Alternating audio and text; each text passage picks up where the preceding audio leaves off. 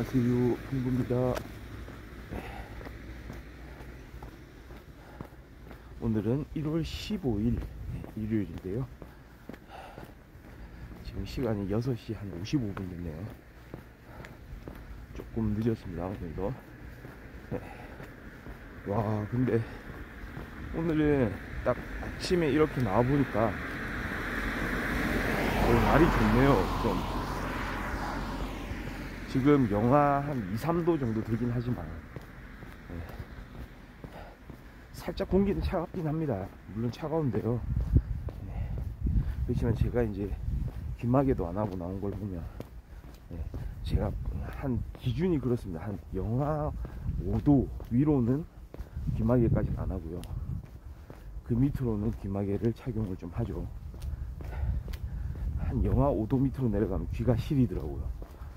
그러면 방송 자체에 좀 지장이 있기 때문에 하는 편이고, 사실은 안 하는 게 훨씬 좋죠. 조금 답답함, 여러 가지를 또 챙겨야 되는 그런 번거로움 이런 게 있기 때문에 사실 안 하는 게 좋긴 한데, 좀 추위의 강도에 따라서 특히 바람이 많이 부는 날 귀마개가 많이 도움이 되거든요. 근데 오늘 같은 날은 이렇게, 와 근데 바람은 좀 있는 편이에요. 지금 살짝 바람이 불고 있습니다. 근데 좀 뭐라고 할까요, 어떻게 보면 시원한 바람? 시원한 정도? 이 정도는 괜찮은 것 같은데요.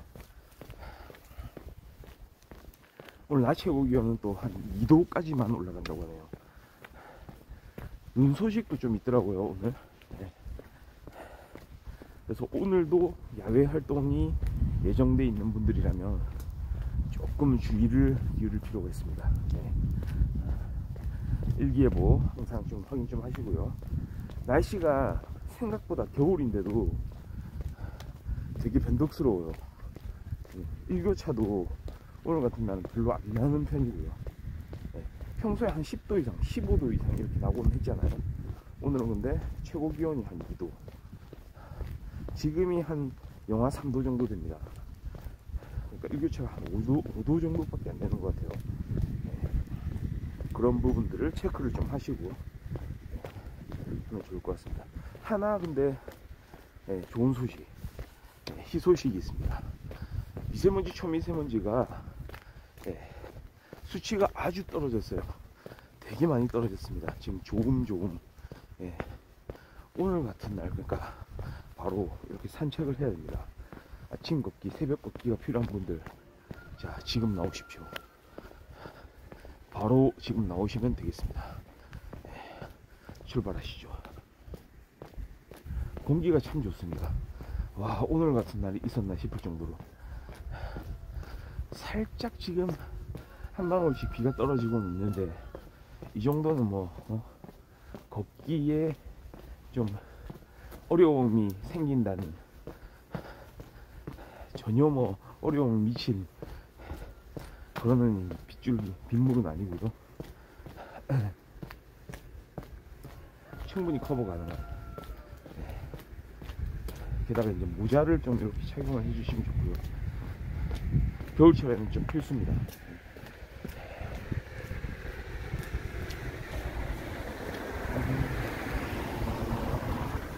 예전에 제가 블라디보스톡, 그러니까 지금은 조금 러시아하고 우크라이나하고 전쟁 중이고 해서 조금 그렇긴 한데, 예전에 제가 러시아에 블라디보스톡에 다녀온 적이 있어요.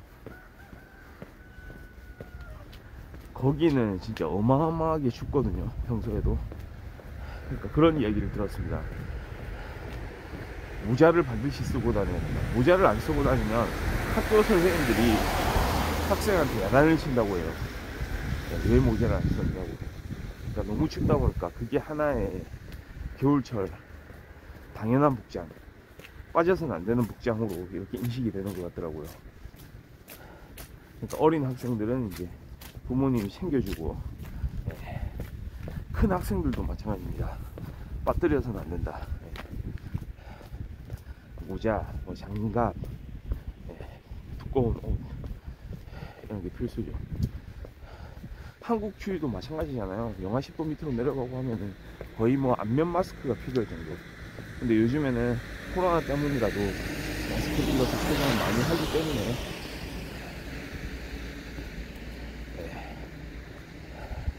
오히려 조금 겨울철엔 도움이 되는 게 있습니다.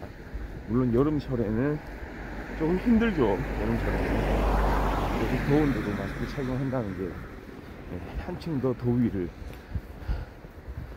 체감 더위를 더 높이는 그런 효과가 있기 때문에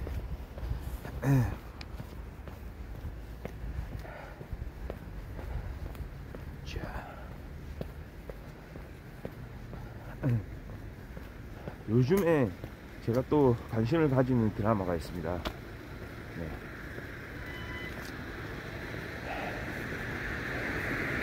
자, 이게 계속 방영 중이죠.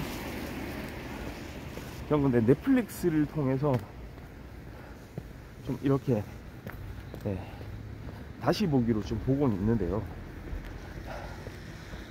박희순, 김현주, 그 다음에 류현경, 기태영 주연의 트롤리입니다. 아, 빠뜨린 사람이 있네요. 김무열 배우. 김무열 배우도 빼놓으면 안 되죠. 이게 모르겠습니다. 다른 뭐 더글로리 같은 송혜교 배우가 완전 전면에 나서 가지고 어떻게 보면 조금 논란이 된다고 할까요? 어떻게 보면 좀 자극적인, 아니 어떻게 보면 대단히 자극적인 그런 소재를 가지고 이렇게 나오는 드라마들이 있기 때문에, 그리고 넷플릭스의 완전 메인 드라마로 지금 각광을 받고 있기 때문에 그런 드라마하고 좀 비견될 가능성은 있겠지만, 디즈니 플러스의 카지노도 마찬가지죠. 최민식 배우 전면에 이제 내세워가지고 25년 만에 드라마로 진짜 오랜 시간 동안 영화만을 촬영을 하다가 영화 작품만을 하다가 드라마로 다시 돌아왔습니다. 최민식 배우의 또 엄청난 연기, 카지노.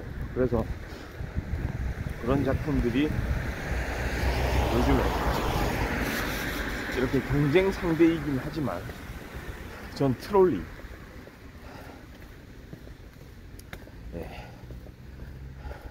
박희순, 김현주, 김무열, 류현경, 기태영, 이 배우들이 열연을 보이고 있는 트롤리도 관심있게 보고 있습니다. 이게 그겁니다. 설정이 좀 재밌어요. 우선은 정치 이야기가 살짝 밑바탕에 깔려 있습니다. 박희순 배우가 국회의원으로 나오죠. 지역구 국회의원으로 나옵니다. 대단히 신념이 있는 국회의원. 그러니까 4명까지도 어떻게 보면 부인인 그 김현주 배우가 연기하는 그 극 속에서의 부인도 마찬가지죠. 그 둘이 어떤 비슷한 신념을 같이 공유를 하고 있어요. 정말로 이 세상은 바르게 움직여야 된다는 거, 다른 사람에게 도움도 베풀어야 되고, 자기 자신도 반성을 해야 되고, 정말로 필요한 거를 위해서 이렇게 움직여야 되고, 그런 마음의 준비가 돼 있는 부부예요.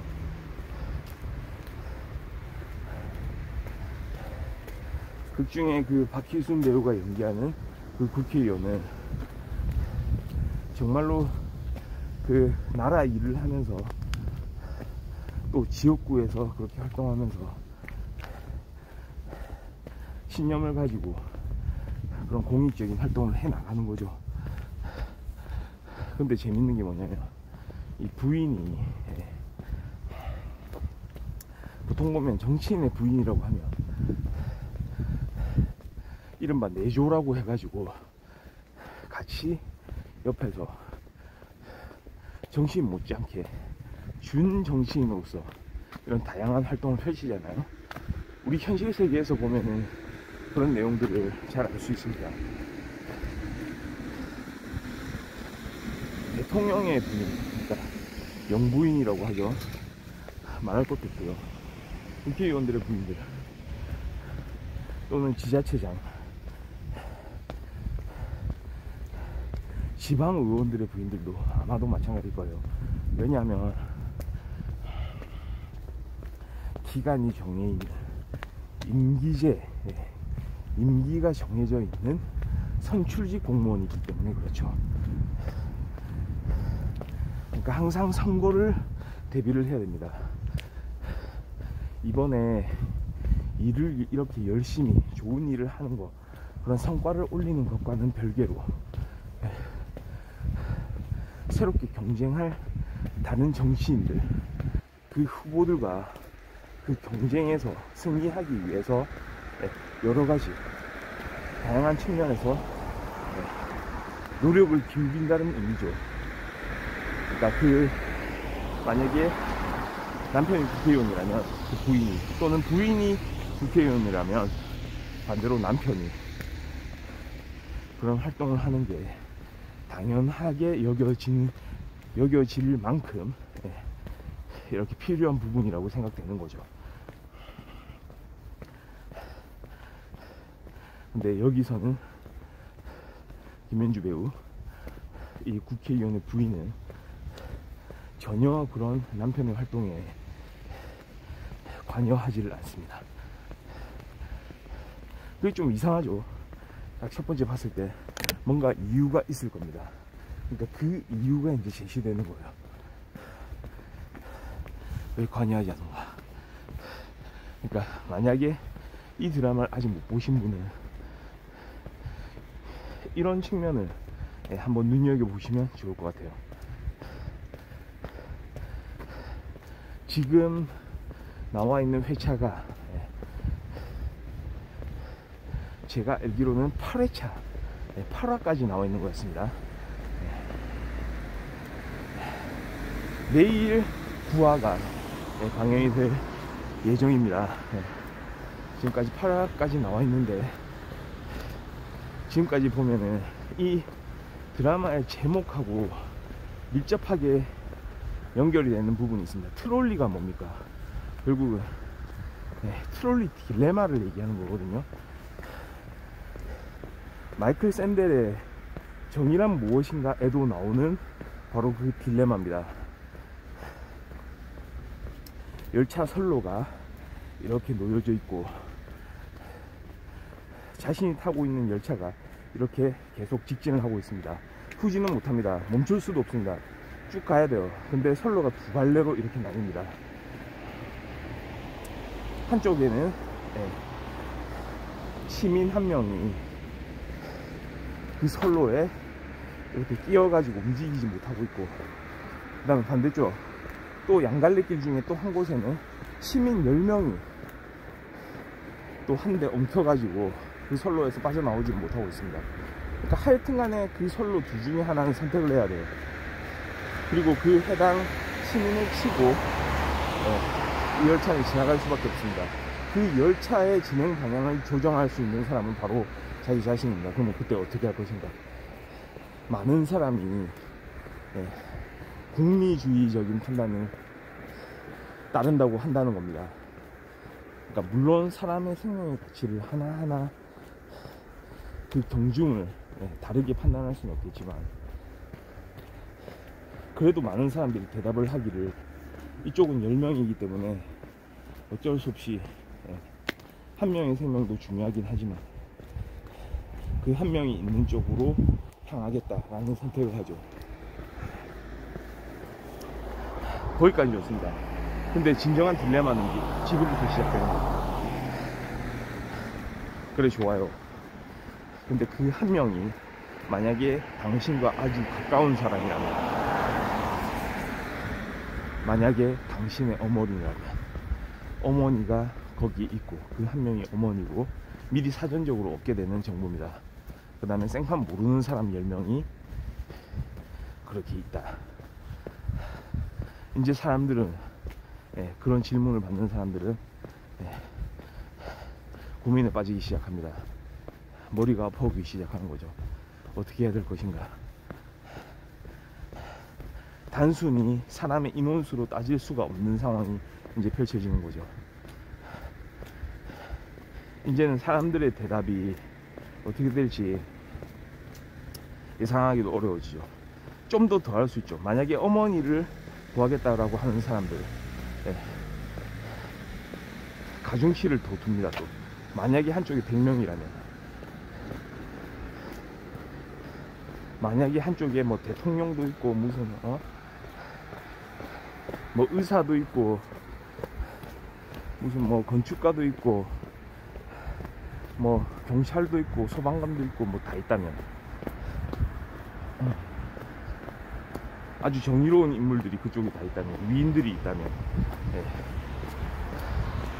그러니까 뭔가 팽팽하게, 뭔가 그 판단을 더 어렵게 만들도록 더 다른 기준들을 그렇게 높여버리는 거죠. 당신이 제일 사랑하는 사람이 그렇게 한쪽에 있다면, 그런 식으로 이야기는 전개가 되는 거죠. 어떤 판단을 내릴 것인가. 이게 또 어떻게 보면은 배트맨 다크나이트죠. 크리스토퍼 놀란 감독의 배트맨 다크나이트에 나왔던 이야기이기도 합니다. 당신 누굴 구할 것인가. 이 참 고통스러운 막 그 생각의 과정이죠. 그런데 이건 사고 실험입니다. 실제로 그게 발생했다는 건 아니고, 만약에 그렇다면 어떻게 할 것인가. 트롤리 딜레마. 자, 이쯤 되면 이 드라마에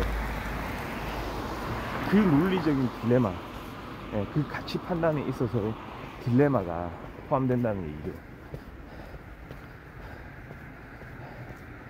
그러니까 아마도, 그러니까 이런 이야기들이 병렬적으로 펼쳐져요. 특히나 지금 우리 사회에서 크게 문제가 되는 그런 각종 성범죄기,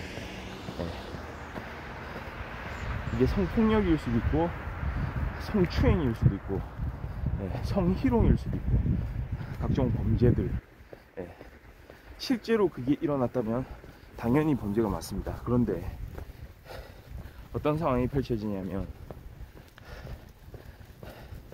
피해자가 있어요. 당연히 그 피해자는 자신이 피해를 입었다고 이야기를 합니다.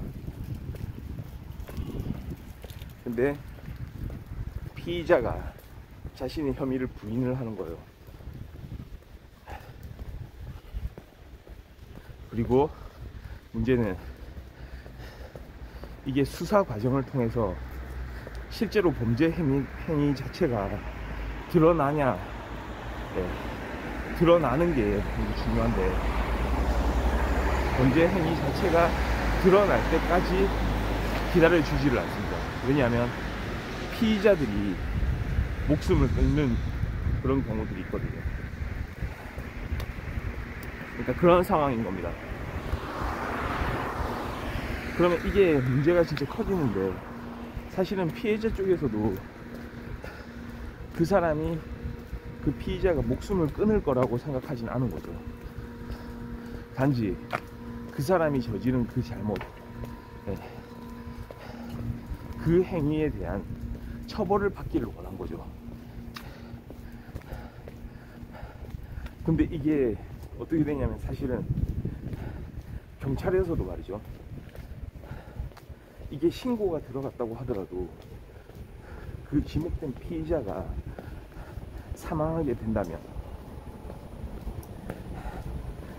이 수사 자체가 종결이 되는 거거든요. 그러니까 공소권 없음으로 이제 끝나는 거죠.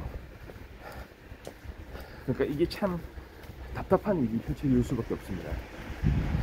이거는 당연히 피해자한테도 그럴 거고요, 피의자 쪽도 마찬가지입니다. 명명백백하게 가려내고 싶은데 가릴 수가 없는 상황이 돼버리는 거죠. 근데 저는 조금 이런 생각이 갑자기 들더라고요. 그러니까 피의자가 사망한 경우 말이죠. 그런 상황에서 여러 가지 상황은 있을 수 있겠지만 저는 한번 생각해 봅니다. 과연 진짜 이 피의자 자체가 정말로 그런 행위를 하지 않았다면, 그런 행동을 피해자한테 하지 않았다면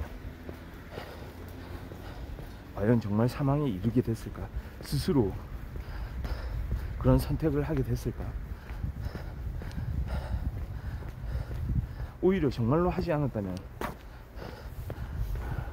자신이 떳떳함을 밝혀내기 위해서 끝까지 싸우는 선택을 하지 않을까. 그래서 약간은 만약에 그런 상황이 발생한다면 피해자 쪽의 진실에 좀 더 무게를 두고 생각을 해봐야 되지 않나.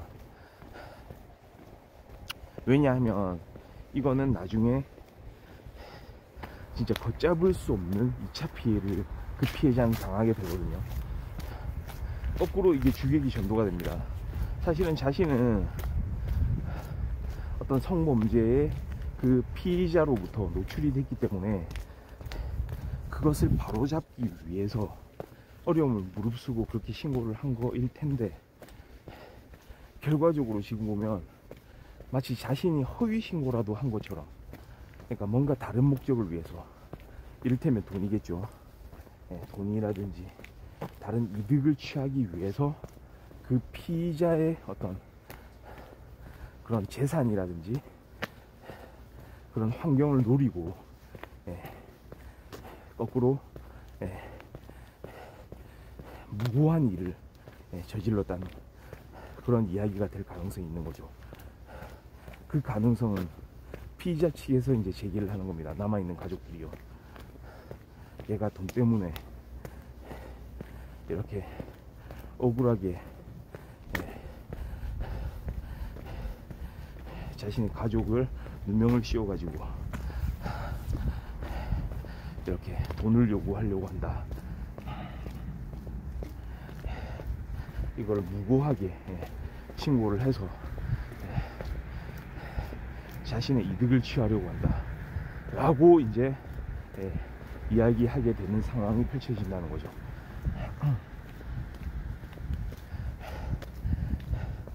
그러니까 이거는 사실 그렇습니다. 물론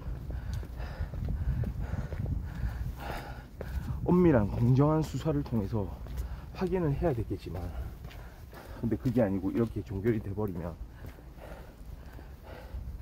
그렇게 주장하는 피의자에 맞서서 또 싸워 나갈 방법조차 좀 마련을 못하게 됩니다.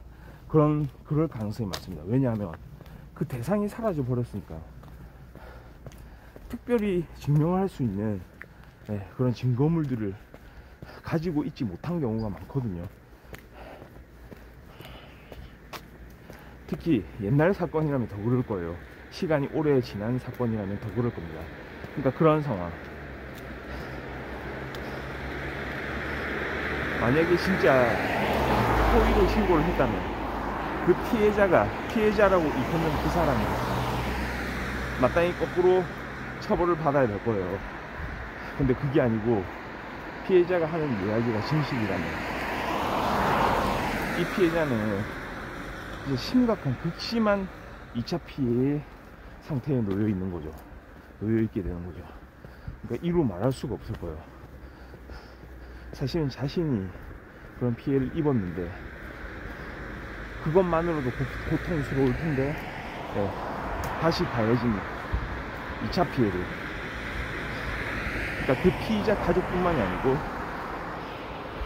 이게 여러 방법으로 어떤 여론이 조성이 되게 되면 많은 사람들이 의견이 분분할 거예요.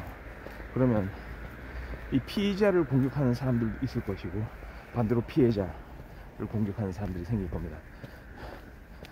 일종의 이제 3차 피해 같은 거죠, 이거는. 그러면 정말로 이 사람은 이제 극심한 정신적인 고통을 겪게 되겠죠. 그러니까 그런 상황을 이제 상정하는 겁니다. 그리고 이제 남편인 국회의원, 박규순 배우가 연기하는 이 국회의원은 법안을 이제 통과시키려고 하는 거죠. 성범죄 사건의 경우에는 피의자가 사망을 하더라도 공소권 없음으로 종결되는 게 아니고 끝까지 이 사건의 진실을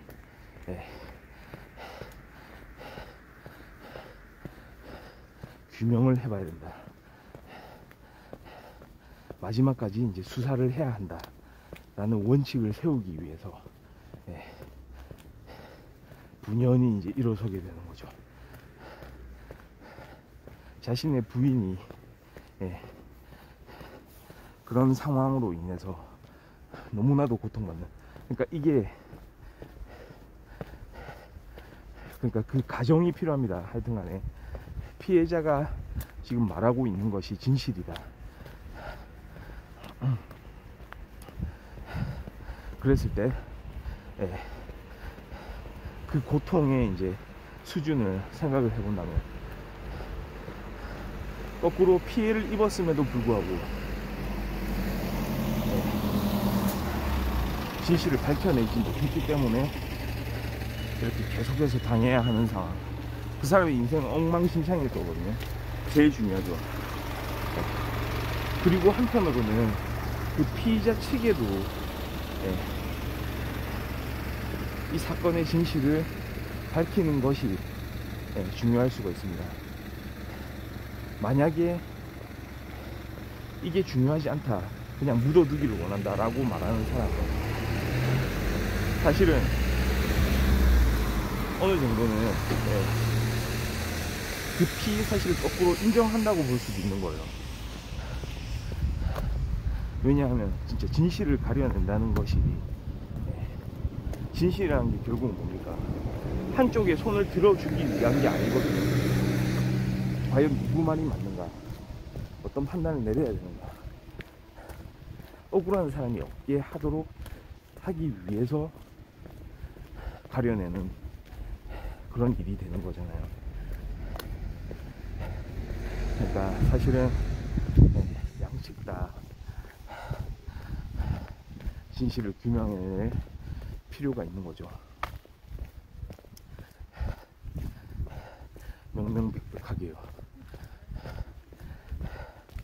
근데 참 어려움이 많을 겁니다. 양측 다 말이죠. 아직 진실이 규명되지 않은 그 상황에서는 너무나도 도덕적 윤리적 가치 판단에 있어서 그런 딜레마를 겪고 있을지 모릅니다.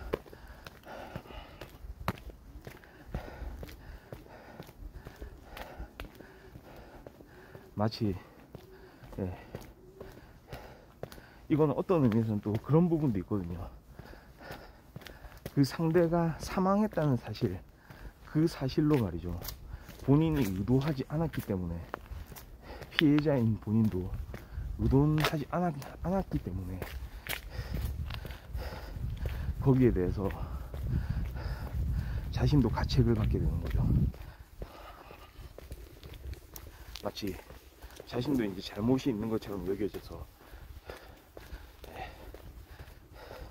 그게 이상할 거예요. 그러니까 그 상황 자체가 내가 과연 잘못한 게 뭔가 라는 생각을 계속 머릿속에서 되뇌이게 될 거예요. 이게 그러니까 진실이 밝혀지지 않는 이상 계속해서 그런 고통 속에서 살아갈 수밖에 없는 그런 주인공들, 드라마 트롤리는 그런 내용입니다. 그러니까 사적인 영역과 공적인 영역이 있고, 이 사적인 영역을 공적인 영역에서 치유할 수 있는가, 치유할 수 있을 것인가, 여기에 연루된 사람들 바른 길로 이끌 수 있을 것인가, 사람은 결국은 어디까지 할 수 있을 것인가, 이런 이야기를 담고 있는 거죠. 또 하나의 재미있는 드라마, 네. 박희순, 김현주 이 두 배우가 주축으로 나오는 네. 드라마 트롤리, 오늘 일요일 아침 소개를 해드렸고요. 지금 시간이 벌써 7시 25분이네요. 저는 여기까지 하고 오늘은 내일 월요일날 좋은 모습으로 다시 시작할 수 있도록 하겠습니다.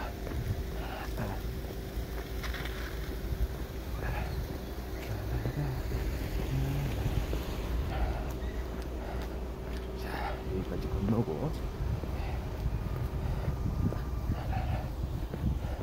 오늘은 참 공기가 좋은 아침입니다.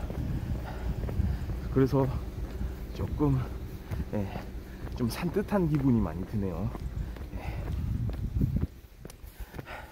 전 내일 또 좋은 모습으로 돌아오도록 하겠습니다. 감사합니다. 바이.